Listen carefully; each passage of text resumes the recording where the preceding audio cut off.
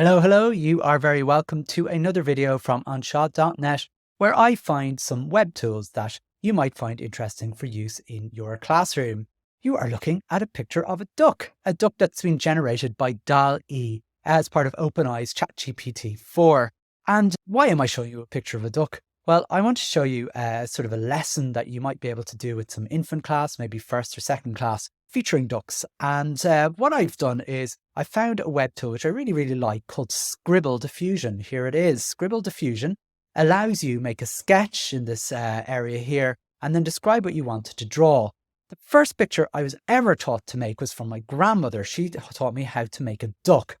Firstly, by writing the number 2, which I'm doing now, and then turning it into a duck or a swan. So here is my duck. And I am going to now ask Stable Diffusion to turn it into a photo of a duck. So when I click go, this is an example of one I've had before. So while that's going, so the idea of this is while it's going that you could get children to use Stable Diffusion to draw a sketch of something and then turn it into a photograph or into a crayon drawing or to turn it into any type of drawing you want, maybe a watercolor or an oil image. It's up to you to decide what you want to do. I've gone with the photo of a duck here. And you can imagine children on their little devices sketching the picture of their duck or whatever animal it might be and turning that into a photo. It's a nice, fun activity that you could do. What I'm hoping to do, though, is show you how you can stretch that into a sort of a lesson about ducks featuring in art. And here we are. There's a picture of a duck brought to life from my sketch. I think maybe ChatGPT did a better job with the duck here than what I sketched, but still, it's a fun little activity. I wanted to bring this lesson a little bit further, so I went into ChatGPT to ask them if they could output 3 famous pieces of art that feature a duck.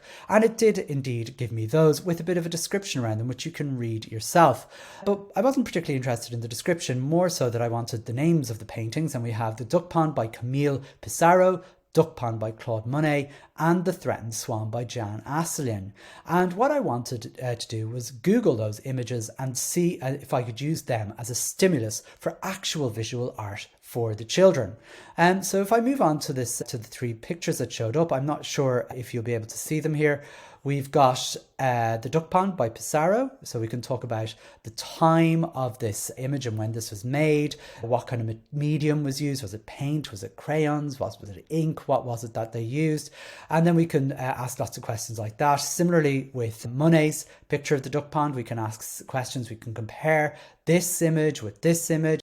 We can move on to the 3rd image, which is the threatened swan here, which is a very different image. And you can again talk about the differences in them. This actually comes from Google's Arts and Culture page, which is really interesting. So you can actually, on this image, you can really zoom into the picture in great detail to see details. So you can get right into his face here and you can find out, well, why do you think it's called the threatened swan?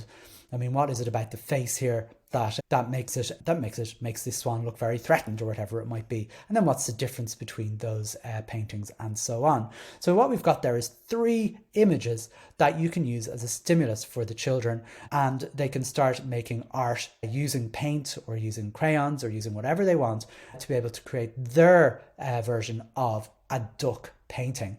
Obviously, this extends into loads of different lessons where you can integrate into your living things in science. You can look at Farmer Duck as a book, and you can even ask ChatGPT to give you some further lesson ideas in various subjects. Duck, Duck, Goose is a chasing game in PE. I could keep going. But really, for me, the nice little fun activity in this is Scribble Diffusion. You can find Scribble Diffusion in the notes in the description. Thanks for watching. All the very best. Bye bye.